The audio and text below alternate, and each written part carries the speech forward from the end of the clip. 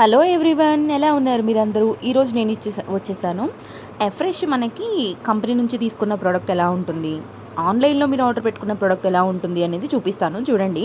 And ఇంకొకటి, నాకు ఖమ్మం నుంచి ఒకరు కాల్ చేసి కూడా చెప్పారనమాట, ఏమండి మేము ఫ్లిప్కార్ట్లో ఆర్డర్ పెట్టుకుంటే ఫార్ములా 1లో తౌడొచ్చిందండి, ఏం చేయాలి అని చెప్పి. ఏం చేస్తారు చెప్పండి? కంపెనీ మీ కస్టమర్ ఐడి ఇచ్చి మీకు చక్కగా డిస్కౌంట్ లెవెల్స్ ఇచ్చి మంచి కోచెస్ని ఇస్తున్నప్పుడు మీరు ఎందుకు అలా చేస్తున్నారో నాకైతే అర్థం కావట్లేదు. సో దయచేసి ఎవరు ఫ్లిప్కార్ట్, అమెజాన్ ఇట్లాంటి సైట్ల నుంచి ఆర్డర్ చేసుకోవద్దు. కంపెనీ కస్టమర్ ఐడి నుంచి మాత్రమే ఆర్డర్ చేసుకోండి. ఓకే. అండ్ ఇది చూసారా, ఇది వచ్చేసరికి ఎఫ్రెష్ అనమాట.